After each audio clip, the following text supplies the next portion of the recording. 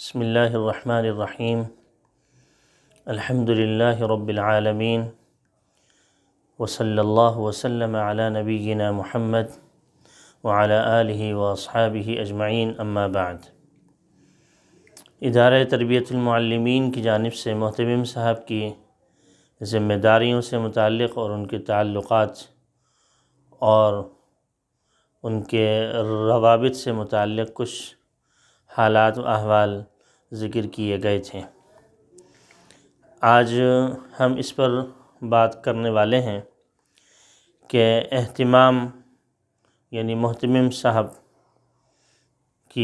کا آغاز کس بنیاد پر کیا جاتا ہے۔ سب سے پہلے اس بات کو ذہن نشین کر لینا ضروری ہے کہ کسی بھی دینی ادارے کو پروان چڑھانے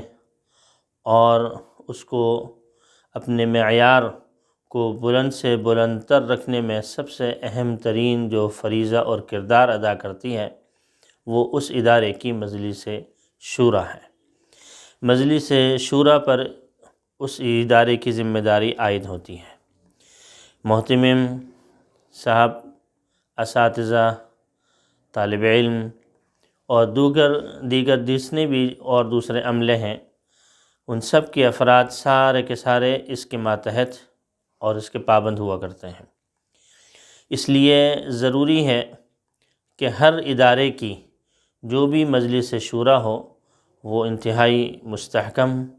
اور غیر جانبدار ہونے کے ساتھ ساتھ اپنے اس دینی ادارے کے مفاد میں ہو، اور اس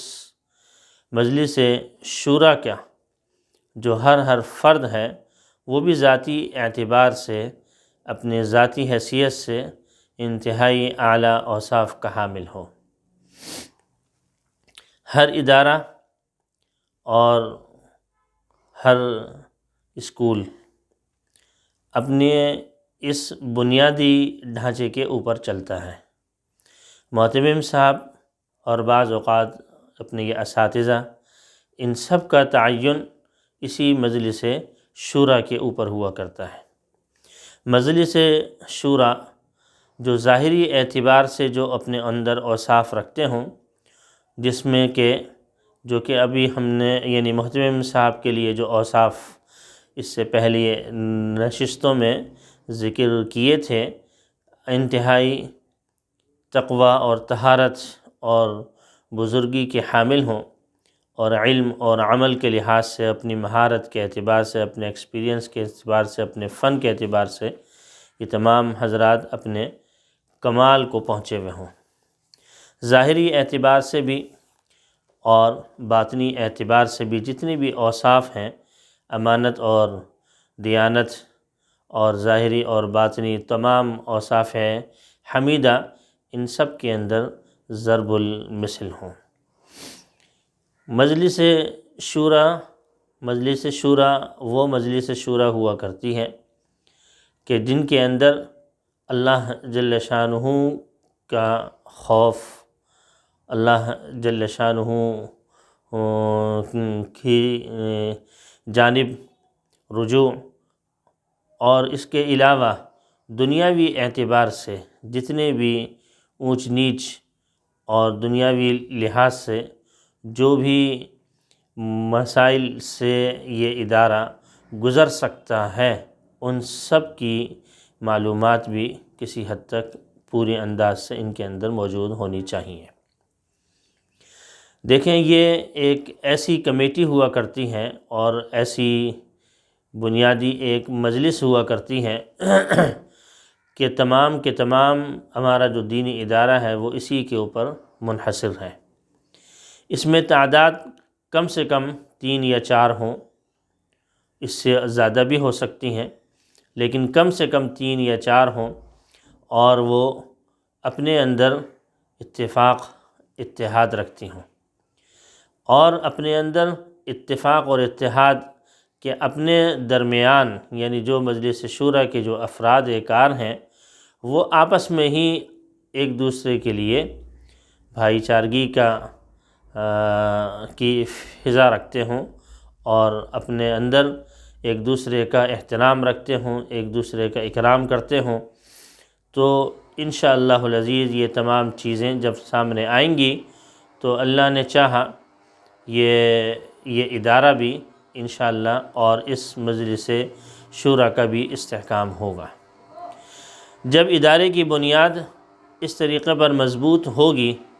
تو انشاءاللہ العزیز اس کے تمام فیصلے بھی بہت ہی اچھے انداز سے ہوں گے، وہ بھی مزید مستحکم ہوگا اور اس کے اندر بھی استقلال جو ہے وہ سامنے آئے گا۔ تو مجلس شورا کے لیے سب سے پہلے ضروری ہو کہ وہ ایسے محتمم کا تعین کرے جو اہتمام کے اندر اس کی اہتمام کا اس کے اندر ہر طریقے سے اہلیت موجود ہو، اور جو ہم نے اس سے پہلے جو اوصاف حمیدہ بیان کیے گئے تھے وہ تمام اوصاف حمیدہ ظاہری طور سے، باطنی طور سے، اس کی ذاتی اوصاف کے لحاظ سے پورے طور پر اس پر جو ہے وہ اترتے ہوں۔ اس طریقے سے اہتمام کا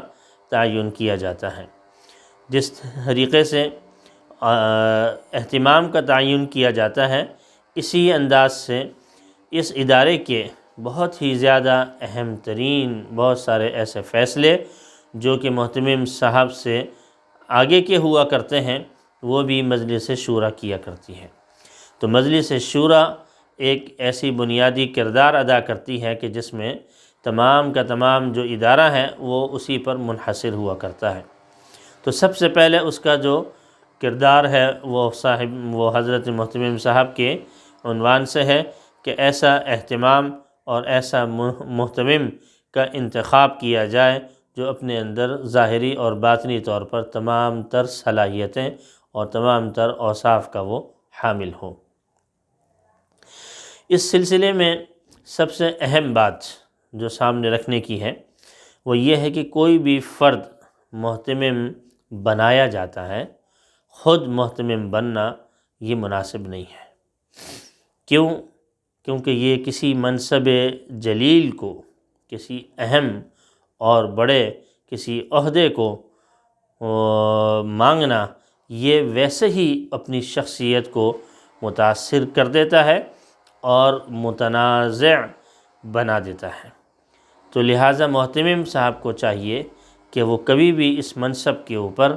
خود اس منصب کو نہ مانگیں، بلکہ مجلس شورا کا انتخاب ہو تو وہ اس سلسلے میں زیادہ اہم ہے۔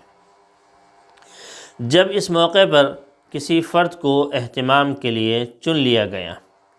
تو اس مدرسے کا جو وہ محتمم ہے تو ظاہر سی بات ہے کہ وہ کسی نہ کسی جہت سے اس اہتمام سے پہلے وہ محتمم یا تو کسی نہ کسی جہت سے کسی نہ کسی شعبے کے تحت وہ اس ادارے کا رکن تھا یا نہیں۔ اگر تو اس محتمم صاحب نے اپنے اس ادارے کی رکنیت پہلے سے اختیار کی ہوئی تھی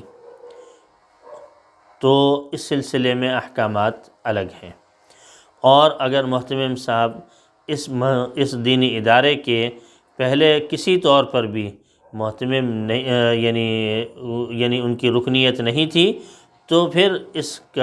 کے احکامات الگ ہیں۔ یعنی سمجھ لیجئے کہ محتمم صاحب جو بنائے گئے ہیں اگر کسی بھی انداز سے اس اہتمام سے پہلے وہ اس مدرسے کے کسی حیثیت سے بھی کوئی رکن کی حیثیت تھی، کسی بھی عملے میں وہ کام کرتے تھے، کسی بھی شعبے میں کام کرتے تھے تو اس کے احکامات الگ ہوا کرتے ہیں، اور اگر وہ محتمم صاحب اپنے اس اہتمام سے پہلے اس دینی ادارے سے متعلق نہیں تھے تو پھر اس کے احکامات الگ ہوا کرتے ہیں۔ تو یہ دو قسم کے محتمم ہوا کرتے ہیں۔ انشاءاللہ العزیز آگے ہم بیان کریں گے کہ محتمم صاحب دونوں لحاظ سے، یعنی دونوں اقسام ان کی جو ہوا کرتی ہیں اس اعتبار سے ان کے کیا کیا احکامات بنتے ہیں اور وہ کس دور سے گزرتے ہیں اور ان کو کیا کرنا چاہیے۔ اللہ رب العزت عمل کی توفیق عطا فرمائے۔ وآخر دعوانا ان الحمد للہ رب العالمین۔